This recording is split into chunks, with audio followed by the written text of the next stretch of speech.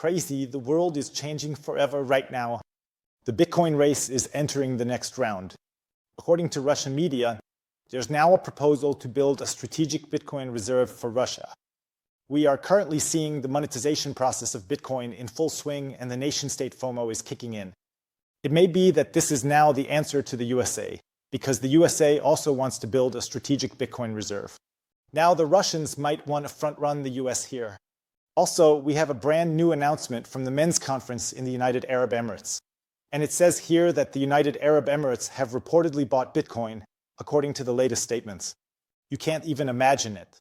At the same time, Prince Philip of Serbia takes the stage and says that nation-states are secretly mining Bitcoin. We've had several major statements here at the big Bitcoin conference, and what's going on right now, just the news we've had in the last few hours, is incredible. We're seeing one nation after another either presenting their Bitcoin reserve strategy, their Bitcoin plans, or playing each other off, always speculating, okay, could China still come up with a Bitcoin reserve strategy? Do we need to front-run here?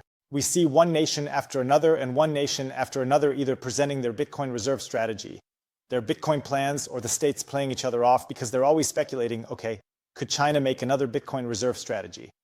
Do we need to front run here? Who's buying Bitcoin first? Who's the last one? Who's the first one? And these are strategic questions that a lot of nations are asking themselves. But let's start with Russia, because what's happening here is unbelievable. There's a remarkable proposal coming out of Moscow.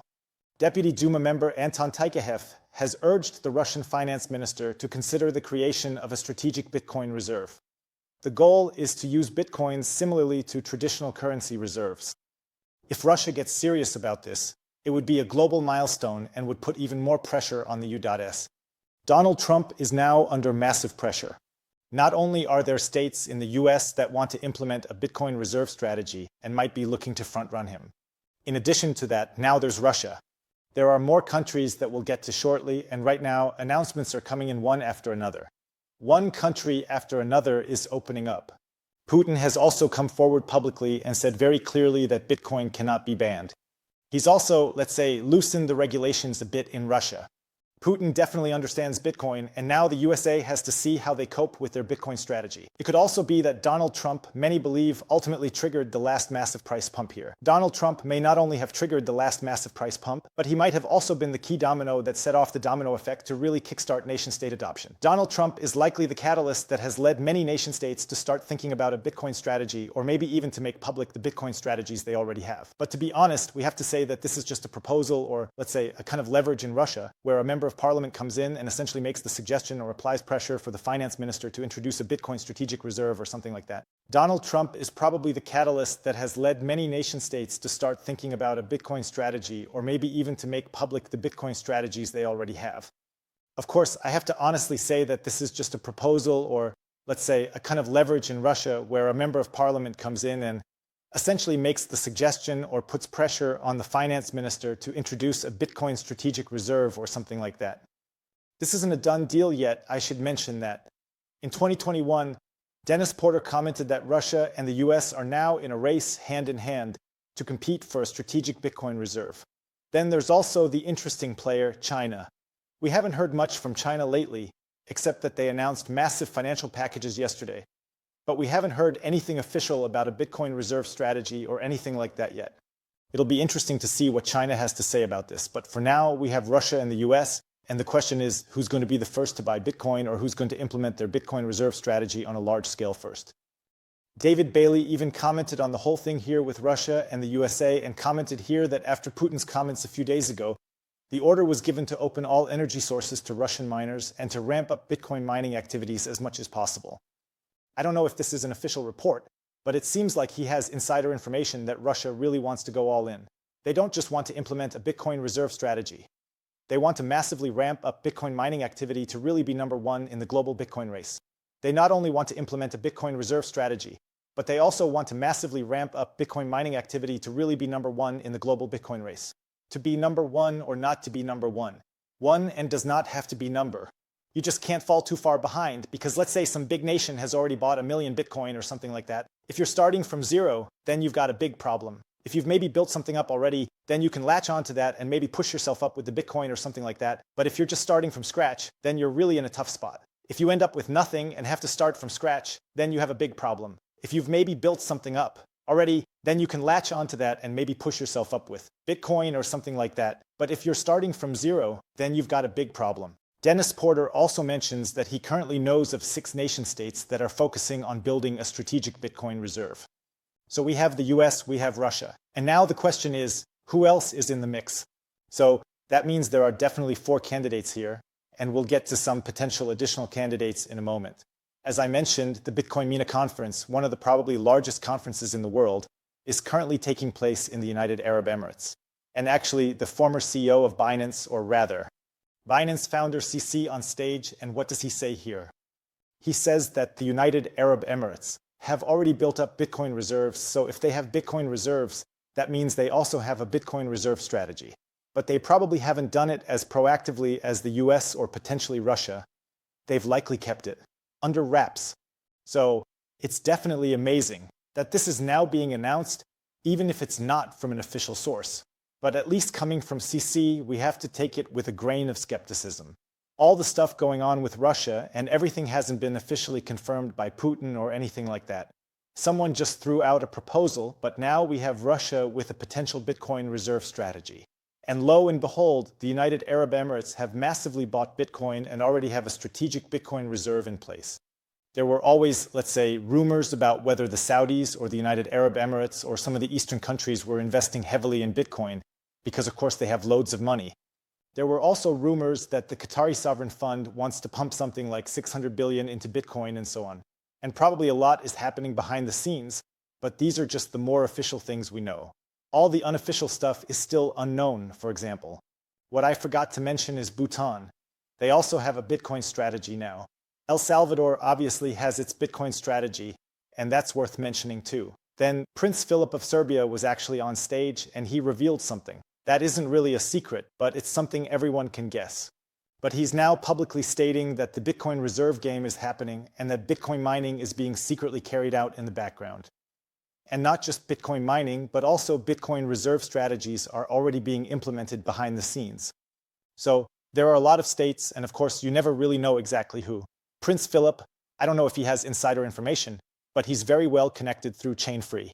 They're involved in nation-state adoption and are always in touch with various countries that are implementing Bitcoin. According to him, there are definitely a lot of nation-states that we don't know about yet that have a Bitcoin reserve strategy, but they've already secretly implemented it because, from a game theory perspective, that's really smart. You don't want other people to front-run you. That's why a lot of people say it was dumb for Donald Trump to make this public. Now the rat race is on.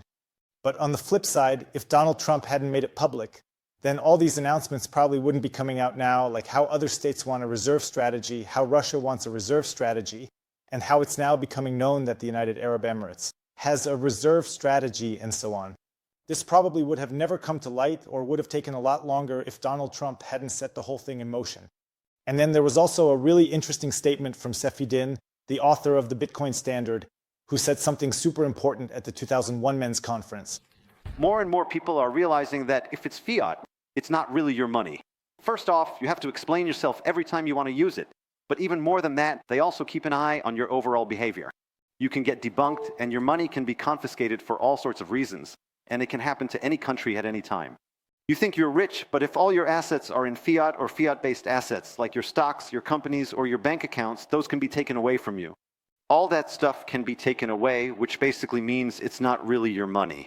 It's money that you have based on good behavior. So if you don't have Bitcoin, you don't really have money. You've got brownie points, behavior points, where you're rewarded for good behavior. That's not what money is. Money is what you own. You can do whatever you want with it. And if you can't do whatever you want with it, then it's not really money. This is a huge risk that most people aren't really considering. I think we're just living in this world where property rights are protected. And whatever you want, we can have. Rights are protected. And whatever you want, we can have. I don't think so. I really do. I think that's a wrap. You own Bitcoin. Without Bitcoin, you own no money. As long as you don't have Bitcoin, you don't have any money. And that really hits the nail on the head. You couldn't say it better than Safidinimus does here. I mean, how messed up is it that you have to go to your bank and ask them if you can access your own money? You have to go through all these checks, and at any moment, your money can be frozen and so on. In the end, all you have here are IOUs, i.e. bonds. And Bitcoin is the only thing that can enforce property rights here without a third party involved.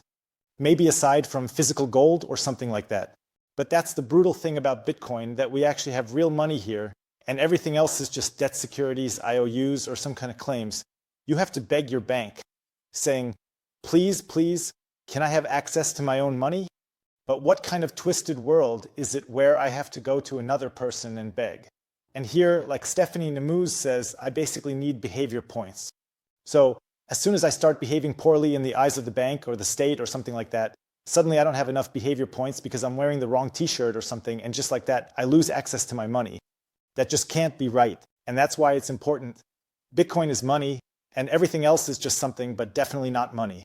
And that's why I highly recommend, if you want to buy Bitcoin here, I'll put a link to Bitcoin down below. The easiest way to buy Bitcoin in Europe is to just sign up, even as a beginner. Super simple, easy, and secure. And with the code Bitcoin Hotel, you can get up to 20% off the fees when buying Bitcoin. And now I'm actually going to show you how to buy something here in El Salvador with real money, where I don't have to ask my bank or my bank advisor, but I can just hand over my own property peer-to-peer to someone else and buy great things with it. We're here in El Salvador, and a lot of people say that Bitcoin doesn't work as a payment method. Some people say that Bitcoin has failed, but the truth is we're living in the Bitcoin standard here. I'm buying this awesome machine here, and I'm paying with Bitcoin now. And to make sure you believe me, just take a look at this. I have a QR code here. I'm scanning it now. It costs $2,390 for the machine here. That's practically a steal. Then I'll set the network fees here.